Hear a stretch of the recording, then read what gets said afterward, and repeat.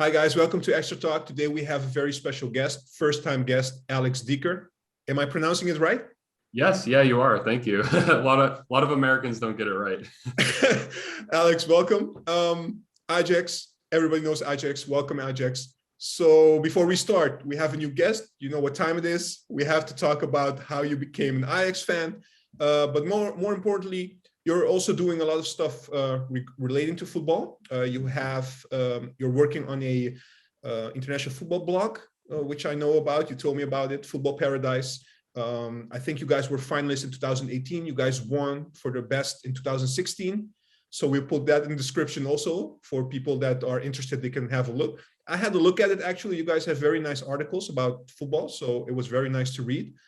And of course, you have your own podcast, the Crossbar podcast, which, as I mentioned prior to starting, I heard it once before. You had Mark on the show talking about Ajax, so I was of course a bit curious to see what it was, but I liked it very much. So Alex, go ahead, talk a little bit about yourself. Tell us, most importantly, how you became an Ajax fan, because people love to hear that.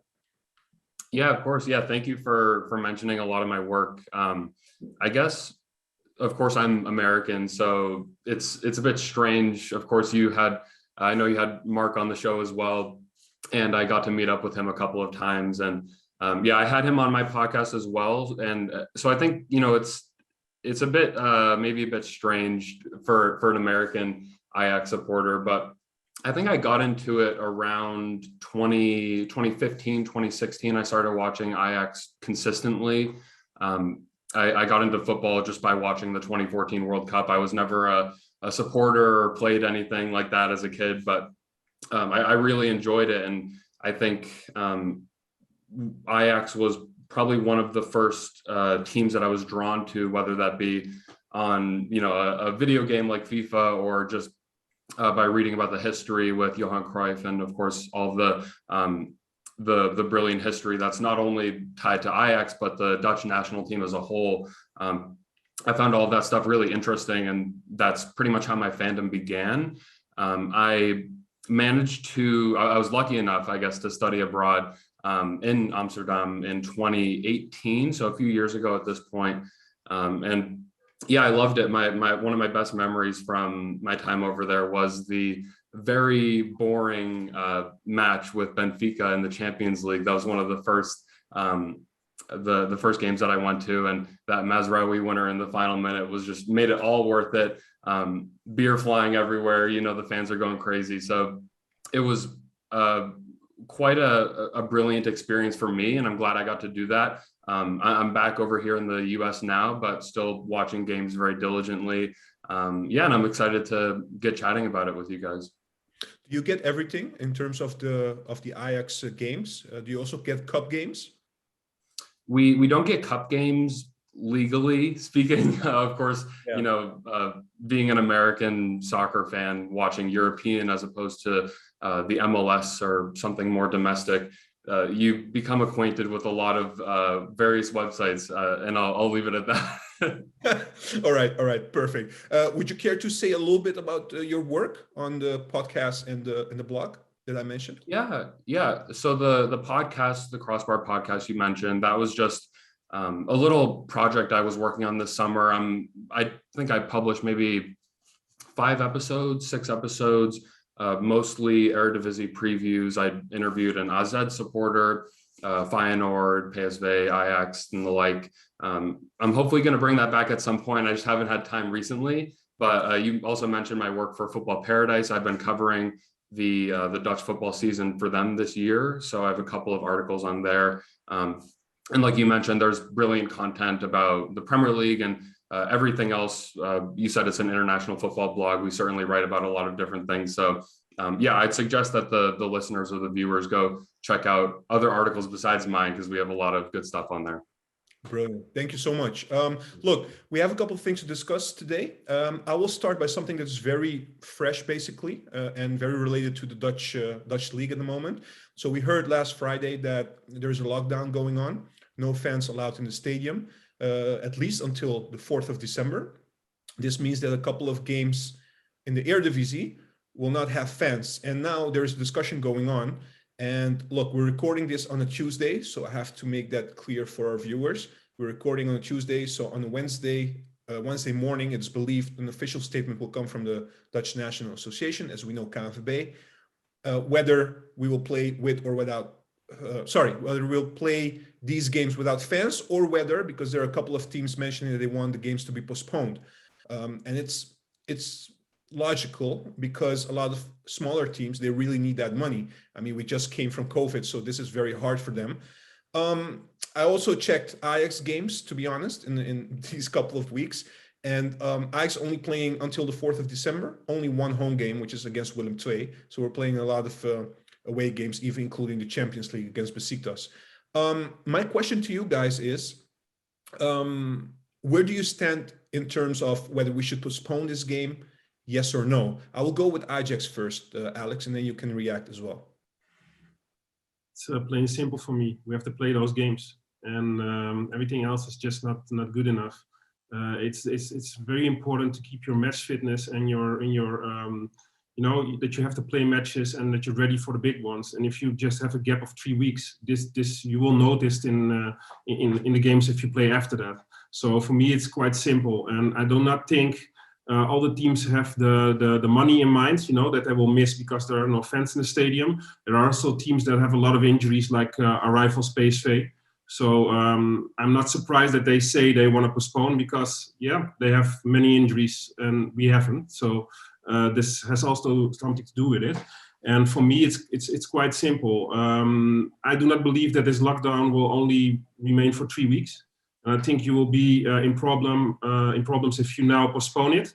And then after 3 weeks, they say we are going to continue this lockdown. And then you have bigger problems because you have to play those matches because you cannot keep postponing because you simply do not have the time. So what is happening if this lockdown continues, and I personally think it will, but this is just my personal opinion, you will have such a small time frame to play all the games, and then you will have problems later on in the season in the Champions League and other teams playing in Europe. So I'm not a fan of postponing it, and I just think we should play them. Alex, what's your point? What's your take on this one? Yeah, I think I could probably go either way on the issue. You mentioned the financials for a lot of the smaller teams. I think that makes sense, and it's probably something that maybe as Ajax supporters we don't think about oftentimes, because, you know, if the Premier League is the giant of European football in terms of financials, then Ajax and maybe PSV and Feyenoord on a second tier are certainly far and away the richest clubs in the Netherlands. So I think that's something to consider. But as Ajax mentioned, I think if you keep postponing, and I don't live in the Netherlands, so I don't know much about where you guys are at exactly with the COVID situation. Of course, over here, it's never great. I think postponing for 3 weeks could turn into more than a month. And then at that point, like you mentioned, Ajax, I think not only Ajax, but the club, but PSV and other Dutch teams are potentially going to be in the latter stages of European competitions. And that doesn't really leave anyone in a good place. That being said, I think Ajax have certainly the most depth out of any team in the country. So if whether they're postponed or not, I really don't think it should matter. And I know it's something we're going to get to eventually, which is all the times Ajax have dropped points in the Eredivisie recently. I think there are maybe other things to focus on, like tactical and personnel changes. But I agree. I think postponing it maybe is not the best idea. But like I said, I don't live in the country, so I'm not going to, throw my hat into that debate too much. All right. Perfect. All right. Ajax, you want to react on this one, or can we move to the next point? I think we're pretty much agreeing. And like I said before, the argument that you will also miss match fitness. If you're 3 weeks only training and then you have to get into those matches again, it's difficult, and you have to be there and be ready. So it has a lot of downsides. I don't understand. You guys mentioned it. Honestly, I don't understand also that PSV and Feyenoord, because we qualified, for the next stages, but they still have important games to go. It would be weird to me that apart from the financial and the injuries and stuff like that, but if you don't stay in rhythm, you can have problems when playing because they have big games coming up. So that for me doesn't make sense either. I agree with you. That doesn't make sense, but I can give you some arguments why they are doing this. Yeah. Feyenoord has a very bad financial situation still, so it hits them hard. PSV has a lot of injuries, and also they can use the finance. So only those two arguments for both clubs is already enough for them to like, no, we do not want to play. So, but you can also look at it differently, which means that if you stress the importance of the European games and they qualify for the next stages, they will get more money in as well. Because look, of course you will get some losses on, you know, that playing at home, not having the fans. I think there was mentioned that they will lose 1 million if they play at home. But if you play in the European stages later after the winter break, that will also get you more money in, you know? So where's the balance here? You know, what's more important? It's always a debate, the debate between short-term and long-term profits, you know? And exactly. I think they're looking for the short-term in this case. And not everybody has the quality to look behind and look for the long-term. And in this case, this is the case, I think. Yeah. All right. Guys, so we put the statements, 5 statements last week on Twitter. These statements were put right after the go-ahead Eagles games, I think 2 days after. So there are a couple of things. We're looking back at those 12 games that we played, plus the Champions League games.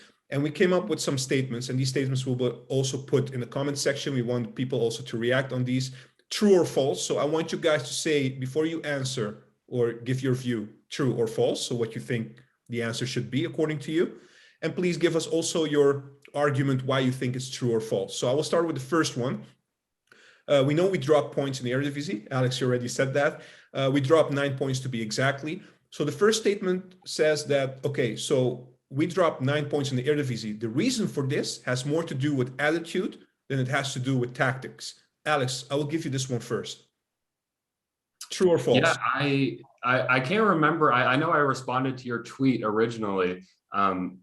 And I can't remember what I put down for the life of me, but I think the more I think about it, I think attitude is involved to some extent, but perhaps it's a part of a larger conversation of, and I mentioned this a little bit before, but Erik ten Hag not really rotating the side, if at all, only a few players here and there.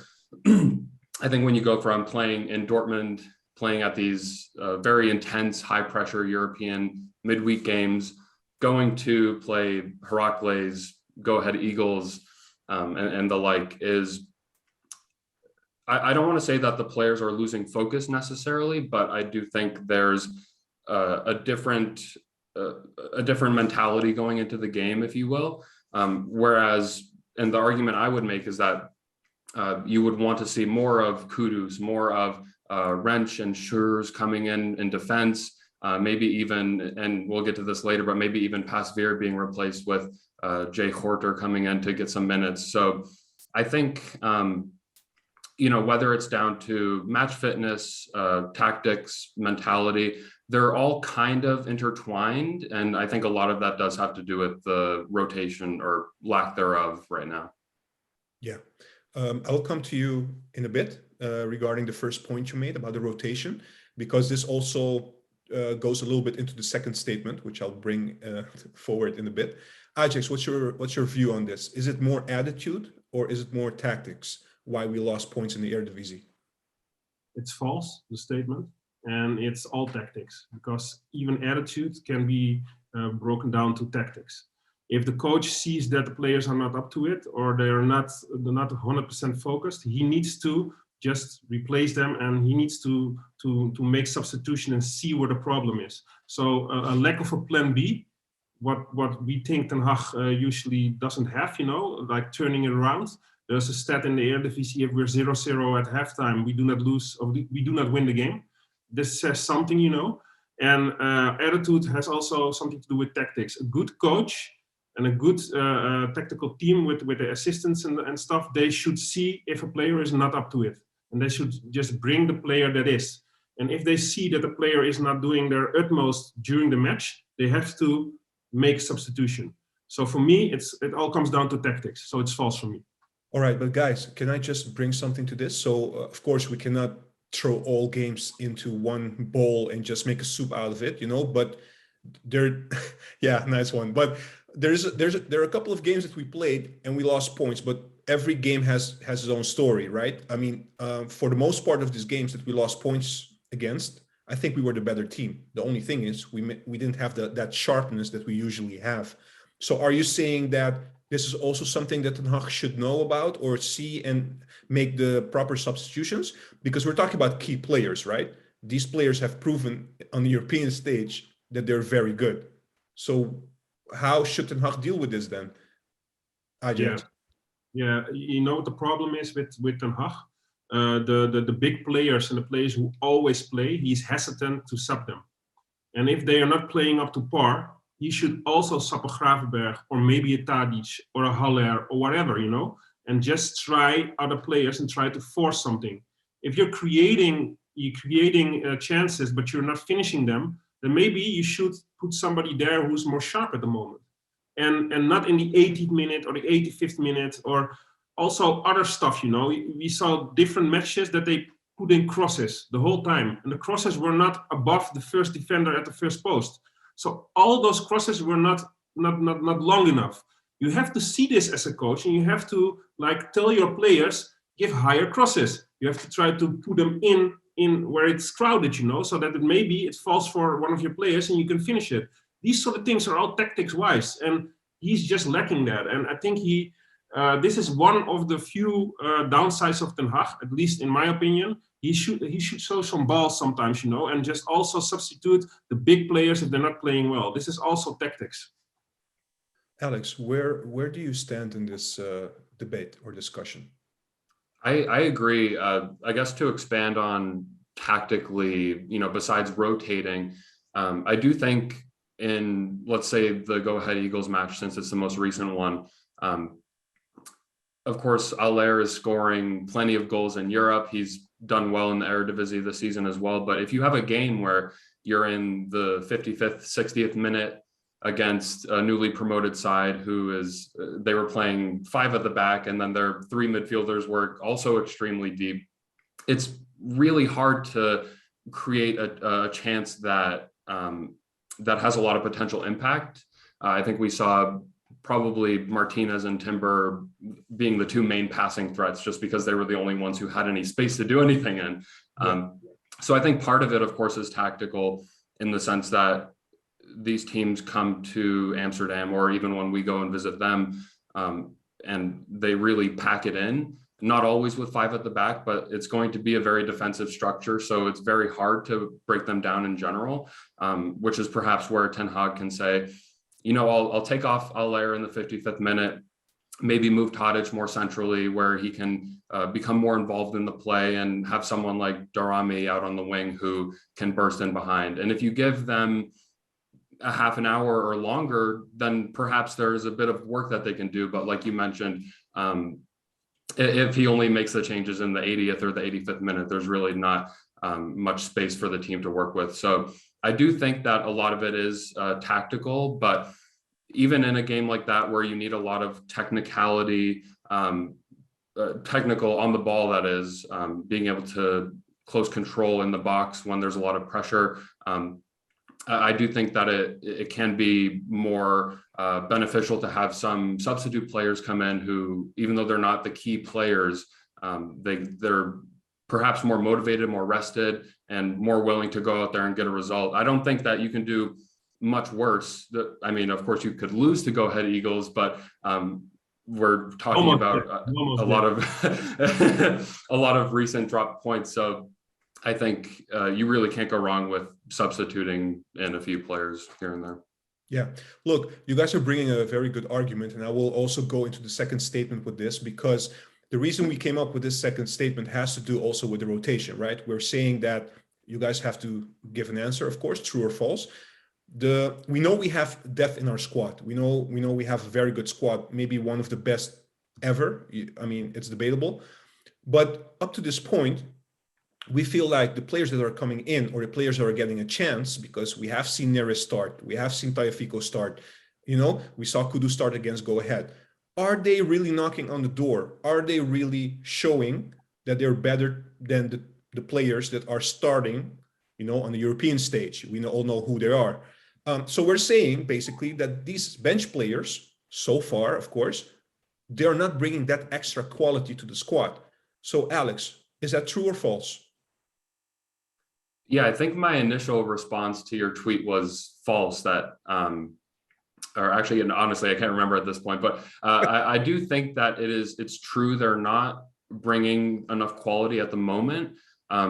Like I alluded to, I think part of that has to do with the fact that there isn't enough rotation in general. So for players like Darami, even Kudus, who started against Go Ahead, they're not really getting the amount of minutes that they might need to really burst onto the scene and make a game their own. I think I just saw that Tadic has recently passed 1,000 Eredivisie minutes already, the most in the squad. And I think when you have I think he's 32 years old. So a 32-year-old, perhaps your most important attacker, although we'll get to that eventually. But I think you would want to rest a player like that a little bit more to prepare him for later in the season when inevitably there's a knockout round in a European competition, the Champions League specifically this season. So that's kind of a long-winded way to say that I think there's a potential for the bench players to really make an impact, but at the moment we're not really seeing that. And maybe Ten Hag is not seeing that, and that's why he's not rotating even in these smaller games, as it were. But I do think that's a route forward potentially is having a lot more rotation. Yeah. All right. Ajax. Yeah. First of all, I think the statement itself is not formulated the way I would like it. So I will give you my 2 cents on it. These bench players, and I agree with Alex a bit, these bench players are not giving regular minutes, also not earlier in the season. And players need confidence to like perform, And if they do not get those minutes, you cannot expect them, if they get a few minutes, that they will immediately outperform the people that are in the first 11. Usually, the first 11 players are the best players considered by the coach. The bench players usually are the players that are a little bit below this. So can we expect the extra quality from them? I think you have to turn it around. How much does the quality drop when you bring those players? And for me, that quality doesn't drop that much. And I think they have the potential to even add something, sometimes in different areas or different styles, considering, for example, Blind and Tagliafico. I do not think it's a quality drop. It's a different kind of injection, a different kind of boost. So for me, I have a little bit of a problem with the statement, like I just explained. So for me, it's I have to say false. Because I do not think it's a fair judgment what is being mentioned in the statement, like I just explained. Yeah, you guys both believe that they didn't get enough rhythm yet or chances to play to make that conclusion. Basically, that's what you guys are saying. Yeah. All right, we're moving to the third statement, just keeping it short. Okay, so look, guys, we came up with the third statement. The rationale behind it a little bit similar. We see that we're dropping points in the Eredivisie. We see we're incredible in the European stage.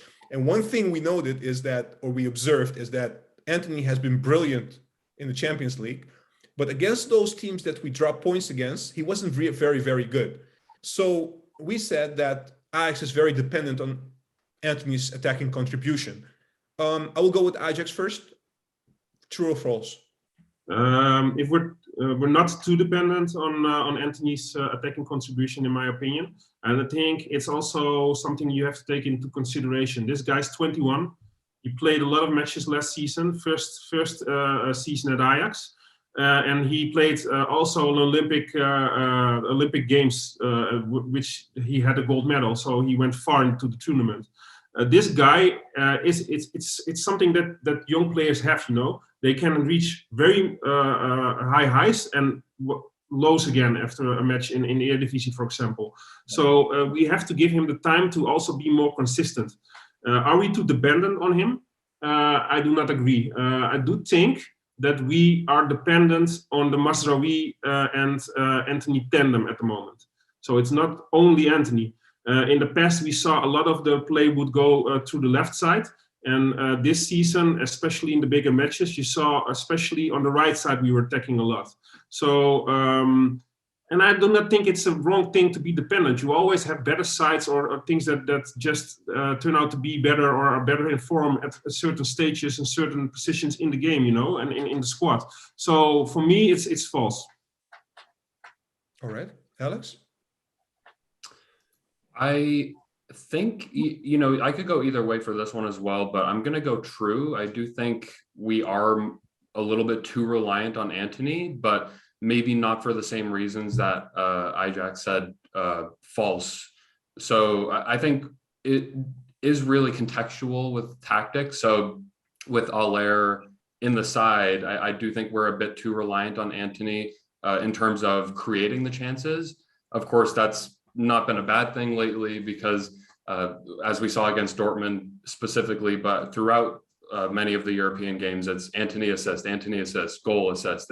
He's everywhere. And like was just mentioned, he is a part of a very important tandem on the right flank with Mazraoui. So I don't think it's bad that so much of our attack is going through him, but perhaps it just goes back to a point that was made earlier that with Tadic out on the left, I think maybe he doesn't get as much, he's not on the ball as much as he could be, or maybe he's not in the right positions when he's on the ball. So if Tadic is moved centrally and then you have someone like Darami out on the left, or maybe even Antony on the left, because we know he can do a lot with the ball. He could cut in, move to the flank, and then Berghuis or Darami on the right. I think that's a system that doesn't put as much pressure on Antony to create, given that you don't have a natural goal scorer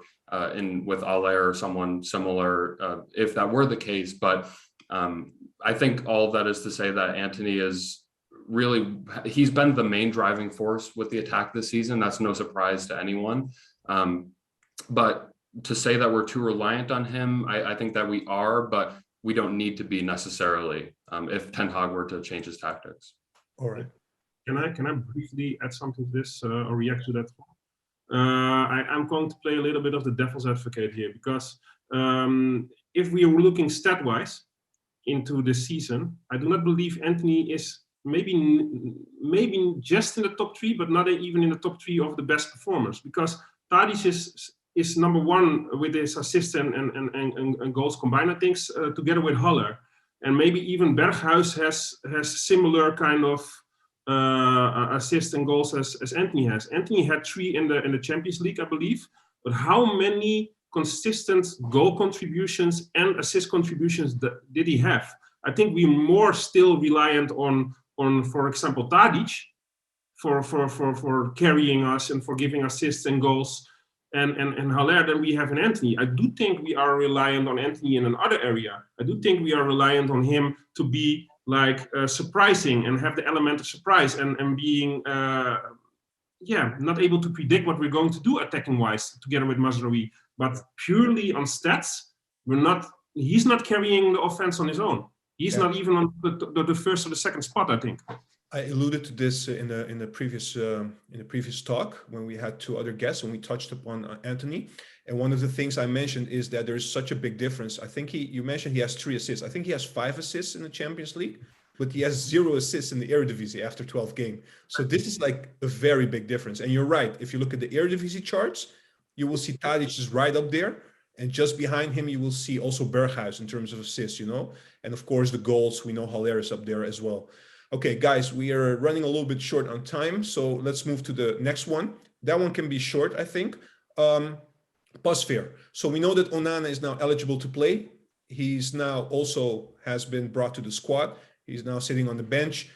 Your take on this one. Should Pasveer stay as the #1 goalkeeper, true or false? Alex, you go first. I think for now it's true. He should stay as a first choice goalkeeper. We saw in Europe there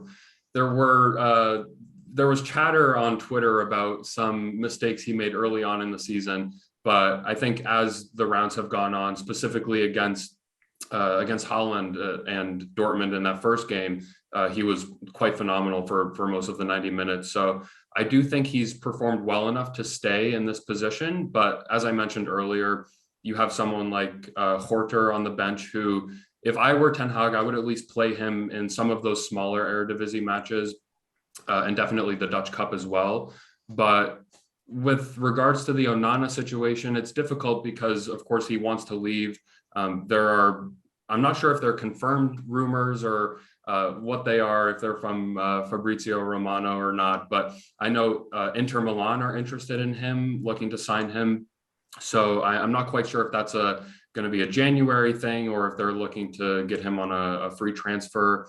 But if Onana is really set on leaving, I think he should probably just make that move in January just to kind of put an end to the whole saga. But if on the off chance that he wants to stay until the end of the season, when I believe his contract expires, I think he's far and away the best goalkeeper in the squad. So I wouldn't mind if Ten Hag were to consider adding him to the top of the pecking order. But I do think there's reason to keep Pasveer in there, which is why I think ultimately it's true that we should keep him for now. Yeah, and also we have to take into consideration the Africa Cup coming as well in January. So Ajax, what's your take on this one? I have an idea what your take is, but go ahead. I want to try to keep it short because of the time. I will give you two takes. First take is, what would you do if you were an objective person and judging the goalkeepers?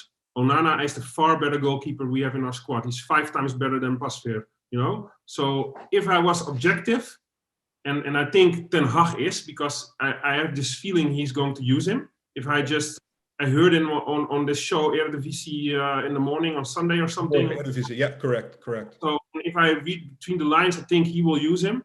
But if you ask me, Ajax, the fan, I can say briefly, go screw yourself. And I do not want him to be part of our team anymore. And I also do not want my team, Ajax, my club, to give this message to other players that it is able to treat us like this and be with this behavior like he has done and get away with it and still be playing in the first squad. I think you have to also think about sending a signal to other players. If you do like this, if you treat us like this, and if you make these kind of selfish choices, then we are going to exclude. Take advantage. Yeah, if you take advantage of everything we have done for you, basically. Yeah, I understand. Look, we have to wrap it up with the last statement. Look, Haller has been playing a lot of matches, and Haller has been really good so far this season, scoring a lot of games. But one of the things, right, if it doesn't go the way we want, and when he doesn't bring like what he can do against the smaller teams, like Alex already mentioned in the earlier talk, we don't have somebody else. I mean, of course, we have Danilo, but Danilo so far hasn't played many minutes. And then when he comes in, he doesn't really make a change either. So do we need an extra striker? And when I'm saying an extra striker, I'm thinking of somebody like we used to have last year, like with Huntelaar. So we came up with a poll last week about Luuk de Jong for Barcelona. We got crucified on Twitter. But you got crucified. I got crucified on Twitter. Anyways, guys, where do you guys stand on whether we need a pinch hitter, yes or no? Quickly, Alex. Quickly, I think the short answer is no, we don't. So I'd say the statement's false. I would agree with what Mark Geschwind, who, as you mentioned, was a guest on your show and my show as well. His take is that someone like Danilo may not be top quality, but they're serviceable as a backup. Haller, I don't think there's any reason to believe he won't be able to play a lot of minutes. He has so far. So I don't think there's any reason, especially considering the fact that I would like to see Tadic in a more central role as well. So in a sense, I think someone like Tadic and potentially even Berghuis could function as sort of a false nine. So I don't have any reason to replace any backup striker. All right. Ajax? Yes. Big fat yes. Okay. I think we need some diversity up front, and we can rely on Tadic taking the spot and fill it in like he can, But for the future, we need a talented a striker who can be there in the future. Maybe Haller will move on, and we need somebody to be ready. It would be ideally if Brobbey stayed at our club because I had a lot of faith in him. But in my opinion, we need a backup striker, and I prefer one with a lot of quality that is young that can grow still. Okay, that's a good answer. Final thing I want to ask, because you mentioned Brobbey, there are rumors going on that probably Brobbey would be somebody that we can get in January. I don't know whether on loan or whether it will be a transfer, probably on loan or something like that. Would you guys be in favor of that? Simple yes or no, Ajax. It hurts me to say, but yes, because I was a big fan of him. He screwed us over, but he can get a chance to redeem himself if he signs a multiple-year contract. Alex? I would say yes as well. For the same reasons, I don't necessarily, like I said, I don't think we need a backup striker, but having that physical presence off the bench is something that maybe in a lot of these matches we could really use right now.